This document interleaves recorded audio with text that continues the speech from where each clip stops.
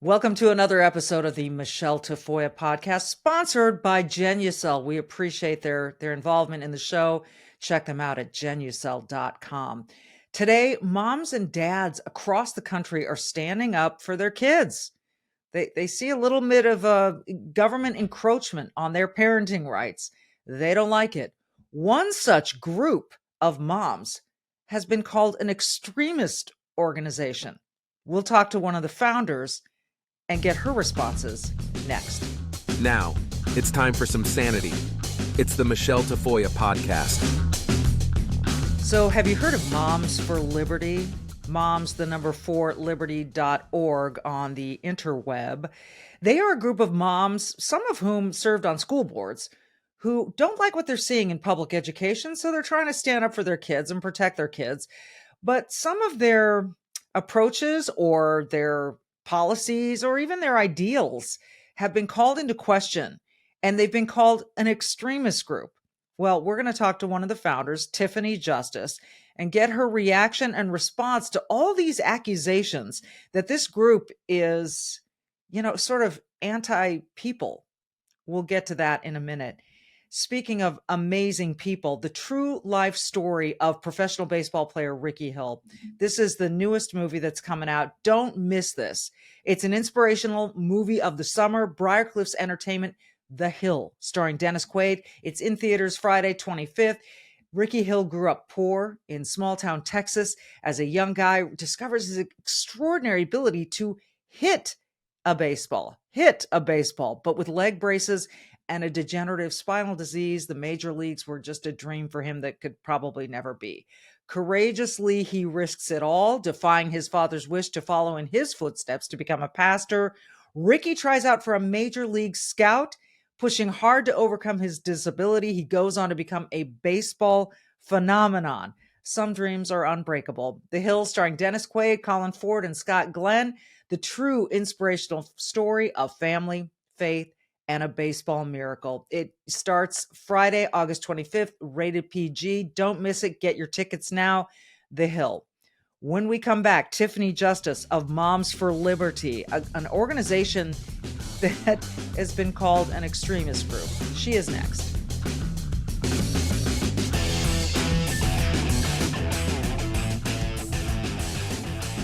Welcome, Tiffany Justice. Great to have you with us.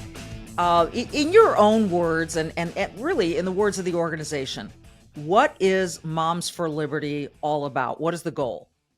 So we're a nonprofit, nonpartisan grassroots organization, and our mission is to unify, educate, and empower parents to defend their parental rights at every level of government. And that's exactly what we do and our members do every day.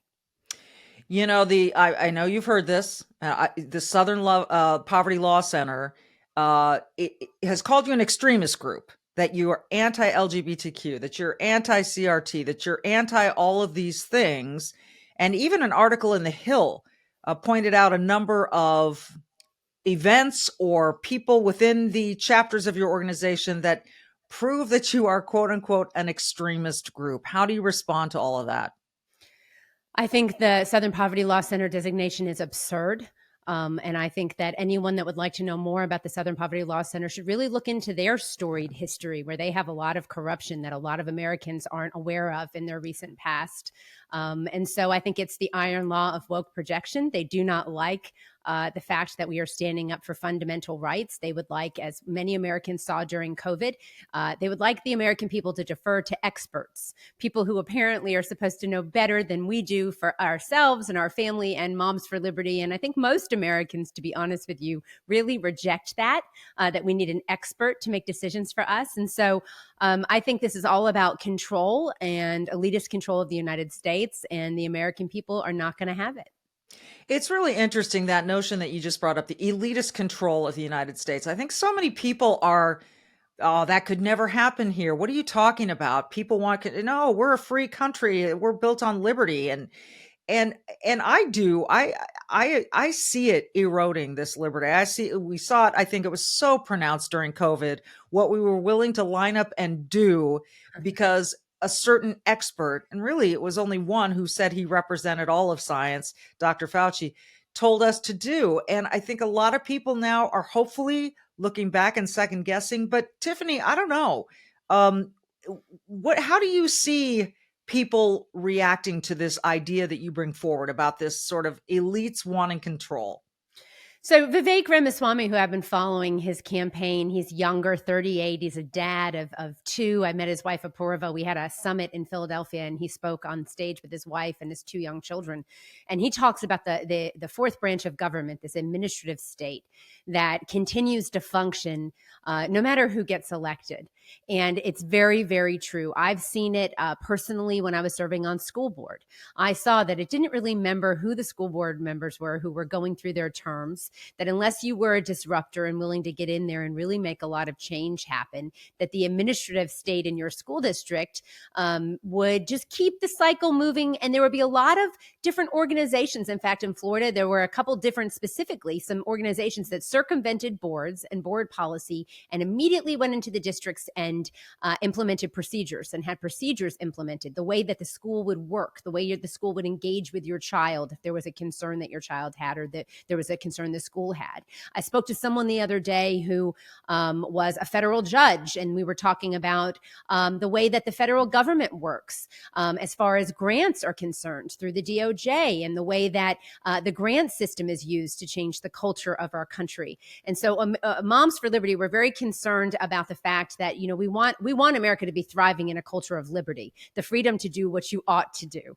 But we have come to a place in this country where there's this administrative state that continues kind of pushing us down this path. So, you know, I think what happened during COVID was a lot of people, a lot of parents came to their school boards, Michelle, and they said, we're really concerned. We're concerned that our kids aren't in school. We're concerned that maybe our kids are in school, but they're learning some things, right? That we're concerned about the fact that are being taught to them. And instead of the school boards listening, and instead of the government system and the administrative state listening to the parents who are the stakeholders, right? These are our children.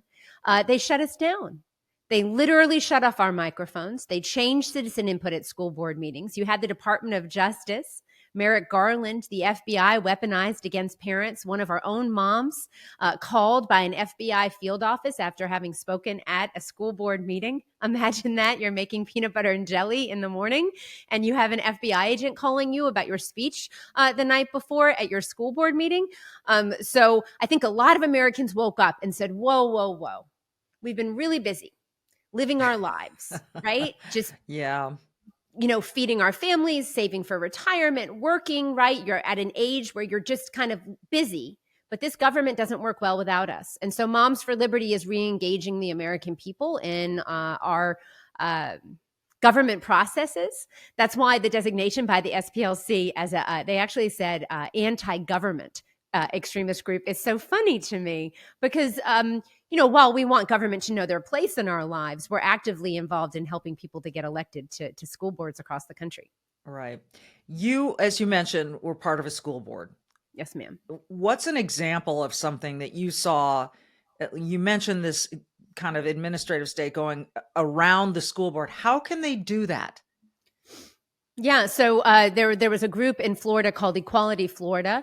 They would say that they're an LGBTQ support organization, but they are not supportive of children, because anyone that is supportive of children would know that having parents involved in everything that's happening with a child is the best way that you can support a child. And so what I saw when I was on school board, and Tina Deskovich, the co-founder of Moms for Liberty, saw it as well, was the fact that Equality Florida came in and through the student support services departments of the school districts gave them procedural documents.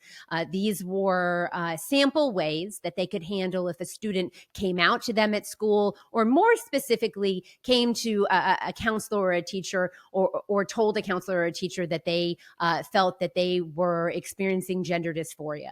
And what this Equality Florida procedure manual did was instruct school personnel to keep that from the parents and to engage in the social transition of the child while they were at school behind closed doors without parents knowing. But how can that policy be implemented if the school board isn't on board? It's not a policy. That's the point. So it would be procedure. And that's the way the superintendents would handle it. They'd say, well, this is procedure. So if you're on a school board, you make policy, you vote on policy, student code of conduct, budget, all of these different things. But if you're not aware that something's coming and happening within your district as far as the way that things are being handled by procedure, right? It's not the school board's job to dictate what the procedure is. It's to dictate the policy.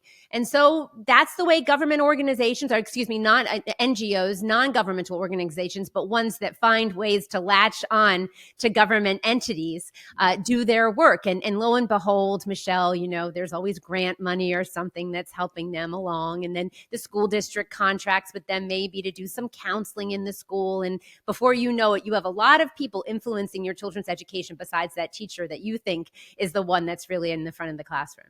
And again, these are unelected people. It sounds very much like if we were to go macro on this, you've got an administration in the White House, but you've got all these agencies. These are unelected people in the EPA, that, whatever agency you want to point to, and they can administer, I guess, procedure, not necessarily policy, that puts its hands on all of our lives in ways that we don't expect, and we certainly didn't vote for. What is your number one goal right now? To empower parents to defend their parental rights. We really feel and we see parental rights are under attack in America. And when I talk about parental rights, these are fundamental rights. So this is not a right that the government gives you. It's not a right that they can take away. Your right to direct the upbringing of your child. That includes their education, their medical care, their morality, their religion. Those are all things that parents have that fundamental right to direct. So I don't have to agree with you in order to respect your right to direct the upbringing of your child. And when we get into different areas, when we talk about gender dysphoria and other things, you don't have the right to abuse your child. And so just like you wouldn't have the right to, you can't abuse your child and do lots of different things, right? Lean into anorexia. You can't do these things. A court of law would hold parents, liable for abusing their child. So, we really want to defend our parental rights and follow the laws in our country as they have been stated for years and years. Procedure in schools is changing that a little bit. So it's really waking up parents and empowering them to reclaim and reform public education in America. How are you able to counter this narrative about you? Because as I told you before we started recording, if I look you up, Moms for Liberty, and I trust the Wikipedia page, yes. Which is very different from your page, it says some really demeaning things, that you're, again, anti-LGBTQ. And so let's take that specific thing. Okay. Now, if I've got a kid who's in elementary school, even middle school, even high school, and they're experiencing gender dysphoria, I want to know about it. I want to know if they're deciding to change the name and the pronouns they go by at school, because I'm the mom. Right. Not the birthing person, but I'm the mom. Right.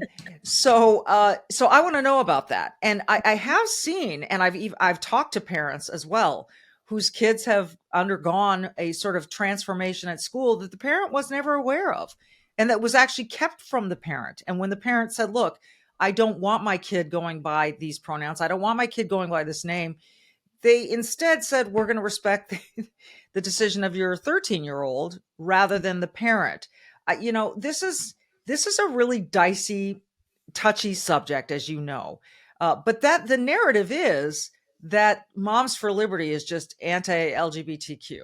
Yeah, I mean, if you listen to Jen Psaki and Joy Reid, I think, she said something about you could call them ice cream for puppies or something like that. I think, first of all, I'd have to hire someone full-time to work on that Wikipedia page all the time, and I'm not going to do that. So we're going to demonstrate through our actions exactly what we stand for. We have members who are gay. We have members who have gay children. We have a national engagement director who is a lesbian mom of two. So I don't know what to say other than we're not anti-LGBTQ. um, gender dysphoria and sexual orientation are two separate things. And so, as far as sexual orientation is concerned, the least interesting thing about an elementary school student should be their sexual orientation. And I think as a country, we had all collectively pretty much understood that, right? Let's not talk to little kids about sex. Let's not involve them in sex. They really don't need to know too much about it, to be honest with you, right? And you, as the parent, have the right to direct what their knowledge is about that. And as far as the teacher's sexual orientation, again, I'm not exactly sure why that would need to enter the classroom in any facet, right? When you're talking about gender dysphoria, there are federal lawsuits that are happening all over the country about what you just said. These are adults who have gone behind closed doors and socially transitioned a child. 6 pages of forms filled out by an 11-year-old, 12-year-old. What bathroom do you want to use when you're at school? What name should you use when we talk to, what name would you want to use at school? What name do you want us to use when we talk to your parents? Where would you like to sleep when you go on overnight field trips? I mean, egregious breaches of the boundary between school and home. And so, it's a very, very serious issue. Unfortunately, what we're seeing in some of these cases, and 2 of the cases have now gone to appeals. Moms for Liberty has filed amicus briefs on 2 of these cases, because what the court said in Massachusetts and actually in Florida as well was that it did not shock the conscience that the school would not involve the parent, that the school would start the social transition without the consent and knowledge of the parent. Now, what we know is that the social transition is the first step down the path. And by the school doing that, they are setting in motion a trajectory that they're not going to be there to hold the hand of your child, right? Who's it going to fall back on? You, the parent, right? I used the example the other day. If your child gets lice at school, they'll send them home at the end of the day with a letter, but nobody's coming to your house to help pick out the nits. That's just the truth, right? Right. And so, school, again, has lost that boundary. They really don't know the boundary between school and home. But to your point about the Biden administration, look at the Title IX changes, right? Look at the proposed regulation changes. And you can see that this is a machine that is in motion that I think a lot of American parents kind of woke up to in COVID and said, again, whoa, wait a second. You think it's okay to have a private conversation with my kid? No way. Yeah. It's that line that has gotten so blurred is terrifying to me. Terrifying might be a strong word, but maybe it's not. No, it's not. Because it's to think that any of my kids' teachers would keep something from me that is that important, my child's identity. I like to believe that most parents can handle that on their own and should be the place. This is not a school subject. Let's get to CRT. Yeah. Critical race theory. Sure. This one bothers me because the basis of it seems to me, is that if you're not a person of color, you are an oppressor. And if you are a person of color, you're oppressed. And that's just how it is. And that is presented as fact. What is your understanding of CRT and where it exists in academia, in lower schools and high schools? Yeah, I mean, for a long time we were told, oh, no, it's not being taught. Critical race theory isn't being taught. I'll agree. I don't think that there's a graduate level course for critical race theory being taught in our schools. Maybe if it actually was being taught, children would have the opportunity to have some objectivity and to learn and decide whether or not it was something they agreed with. That's not what's happening in schools. What's happening is that everything is being taught through a lens of CRT or through the lens of the idea of systemic oppression. I went on Dr. Phil twice now, but the first time that I went was for CRT. And you're allowed to ask Dr. Phil one question when you go on his show. And my question to him was, what about all the biracial kids? I grew up in the 90s. I've got a lot of friends who married outside of their race, outside of their religion.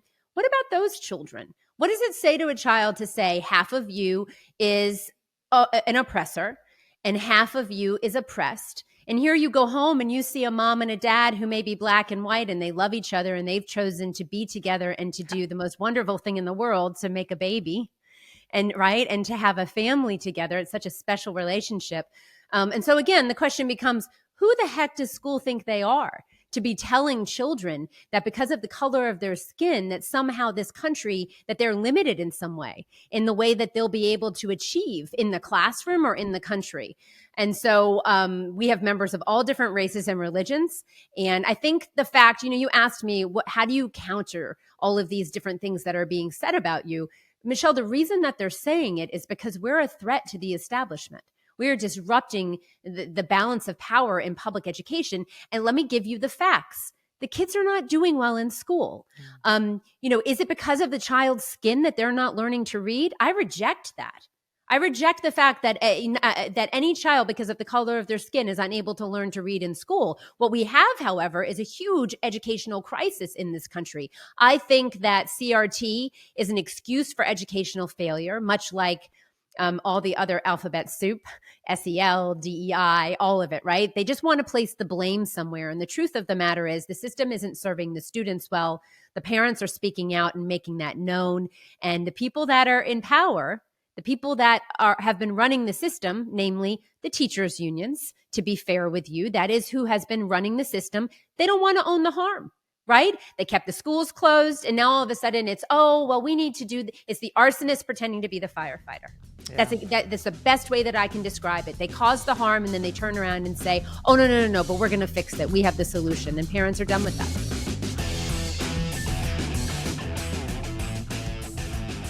All right, quick break to ask you this question. That dark spot on your face, is it still bothering you? What about the liver spots on your hands and those on your neck and your chest? Are those still bothering you? Now you can watch them disappear safely and quickly in 3 minutes. Introducing the Genucel Dark Spot Corrector 3-step, 3-minute dark spot luxury system, and it does exactly what it sounds like. By using their Cristal's world-famous microdermabrasion before the dark spot corrector and finishing with a touch of collagen-building Genucel XV, you'll see the dark spots disappear before your very eyes, instantly, smoothly, and luxuriously. What you're watching on the screen are real results in just a couple of minutes. I mean, that's kind of incredible, but don't take my word for it. If you're not blown away with the results, you'll get 100% of your money back. No questions asked, free shipping, free returns. So go to genucel.com/Michele. That's Michele right now, or the new dark spot treatment today, and say goodbye to those pesky spots tomorrow. That's genucel.com/Michele, but there is more. All 3 products are included in Genucel's most popular package for August. So you get your Genucel bags and puffiness serum also included, all for 70% off retail. Experience the luxury and effectiveness of Genucel. Order now and watch those dark spots disappear in 3 minutes. 70% off while supplies last. Genucel.com/Michele. GENUCEL.com/Michele. Genucel.com/Michele. And now back with more from Tiffany Justice.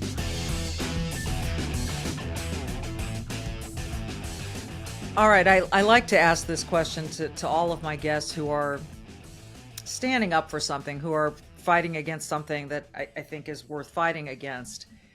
There are a lot of groups like yours, and yours, like you said, seems to be getting the most attention. Maybe people do feel threatened.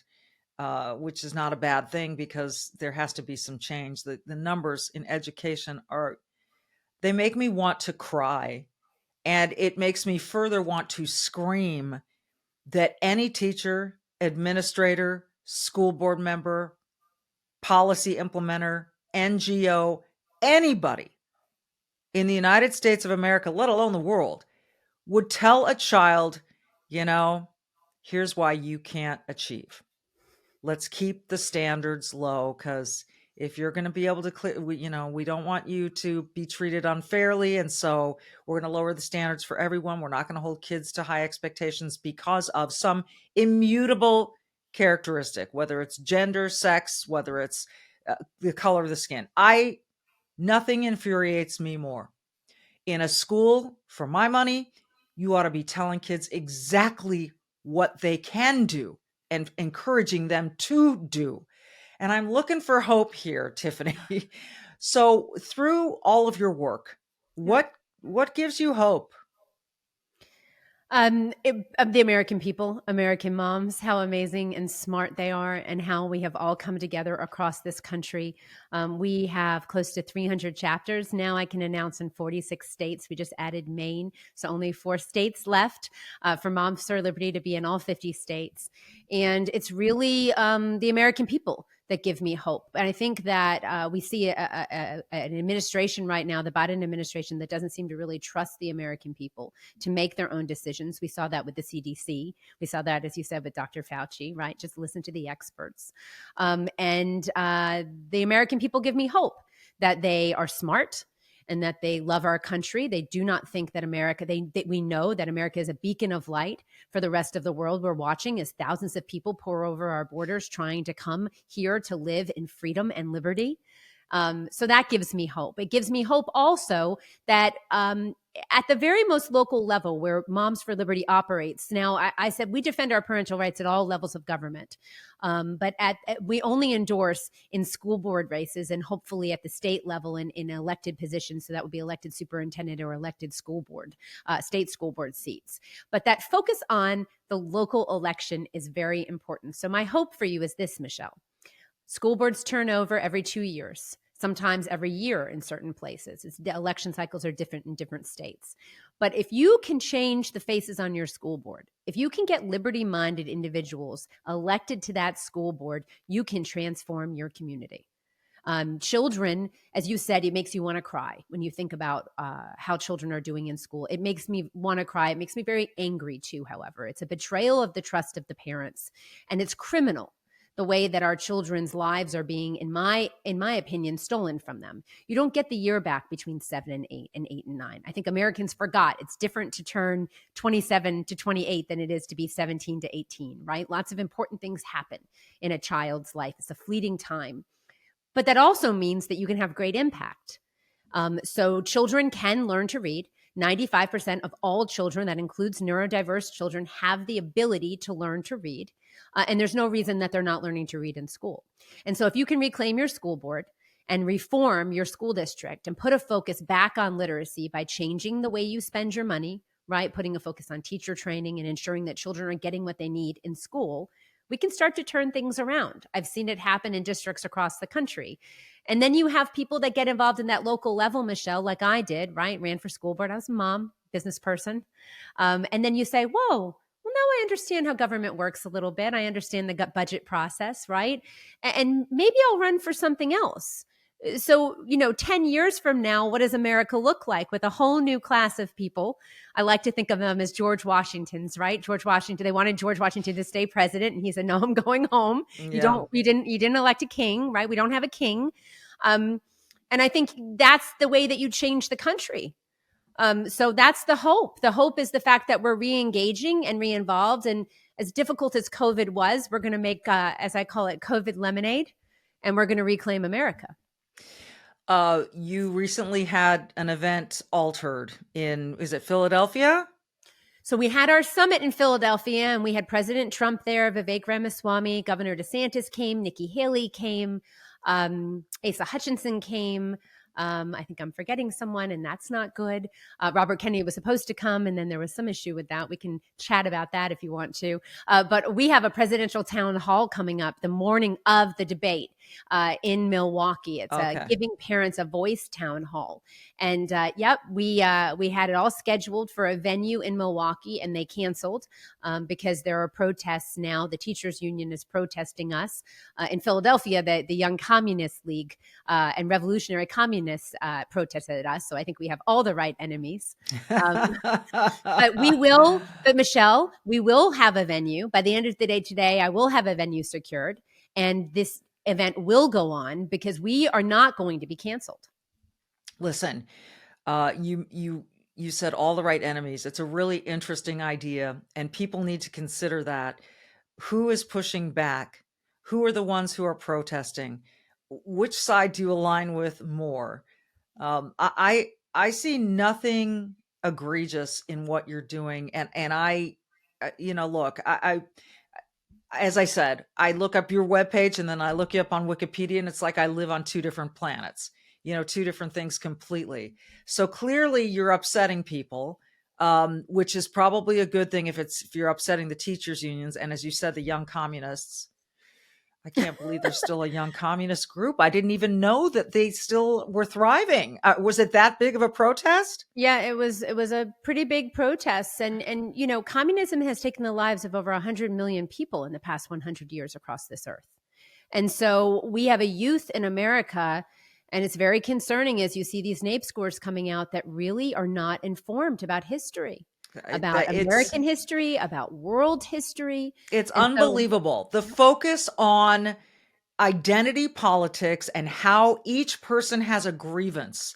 This is what we've come to. We are now in the grievance Olympic Games, and who's got the biggest, better, more important grievance? It's which little tiny group. And it is terrifying because there's the focus on that rather than where are your opportunities? Because you live in the land of opportunity. There are too many life stories out there in America that prove that. And I don't understand this self-loathing of some of these people, but maybe they are the people that were told themselves that they are oppressed, that they are somehow put baby in the corner. I don't know. But again, I'm hopeful that movements like yours are going to overcome those. I'll give you the last word and the last thought on that. I'm very hopeful for the future of America, because not only are you seeing American parents rising up and American moms will stop a revolution. We are in the middle of a cultural revolution in this country, and our public schools are being used as ground zero for this cultural revolution. And I think what you're seeing with the young communists is a generation of children that have been raised in these public schools and have been taught that America is a systemically broken country. But you have parents that are stepping up and saying, no, wait a second. That's not what we were taught in school. That's not our life experience that we have. And we're raising a new generation of Americans who are going to be mindful and aware of how blessed and lucky we are. So I think we got a little complacent, but I think Americans are waking up. And again, we were given an opportunity because of COVID to really wake up and take our country back. And that's what makes this 2024 election, I think, so incredibly important. And why? And you said again, you don't endorse beyond school board and local, correct? So it's not like are you going to endorse a presidential candidate? No, we won't endorse a presidential candidate, but I'd be really hard pressed to find any mom who would be supporting the Biden administration within Moms for Liberty. I'm not going to lie to you. The Title IX things, the things that President Biden has done, the overreach that we have seen, the lack of accountability as far as what has happened with our schools during COVID. So we won't endorse, but we did invite Robert Kennedy to the summit to speak. We invited President Biden as well. President Biden did not respond at all. Robert Kennedy was going to come, and I think there were some moms who wanted to hear from him. I think people in general are a lot less concerned. Why didn't he show up? He's given a couple different reasons for that. I don't know that I believe any of them, to be honest with you. I think we're a controversial group, and I think he was hedging his bets probably and thought maybe coming to speak would hurt him more than it would help him. But I think that was a mistake because we have a group of very diverse people that are coming together across racial lines, across party lines, across political lines. And you talked about identity politics. That's a tactic. That's a tactic that's used to divide people so that the people in power can stay in power. Yeah. And so my message to Robert Kennedy would have been, come, share your own message in your own words, let people make their decision, because, I don't know that there's going to be a debate stage or a debate for me to go do a town hall about around like the Democrat primary. We're hearing right? They're not really going to debate. So you may not have that opportunity. I wish he had shown up. But Michelle, where are the Democrats on this issue? That is my question. I say this to every parent who is a Democrat. I was NPA until 2016. I've never been a particularly political person like raw Republican or Democrat. But where are the Democrats on the issue of parental rights? It just seems to me to be a matter of time before Democrat parents start demanding for their rights to be respected as well. We will continue to follow it. Thank you so much for taking the time and for explaining all of this. And it's interesting to meet you. I've seen you a lot, and I've seen this group a lot, and it's clearly growing. So I wonder, we'll follow up with you on what happens in Milwaukee and what your venue is. And in the meantime, thanks again for the time. It's extraordinary, all of these parental groups that are popping up, but Moms for Liberty seems to be the one that is catching fire and that has everybody calling it controversial. And you acknowledge that yourself, but I agree with you that you're probably doing something right if that's the case. Tiffany Justice, momsforliberty.org, right? It's .org? Yes, ma'am. Momsforliberty.org. Big map there. You can check to see if you have a chapter in your county. If not, click to start one. Thank you so much for your time. We'll have you back. We really appreciate you. And as I say at the end of every episode, folks, be brave, do some good. We will see you next time.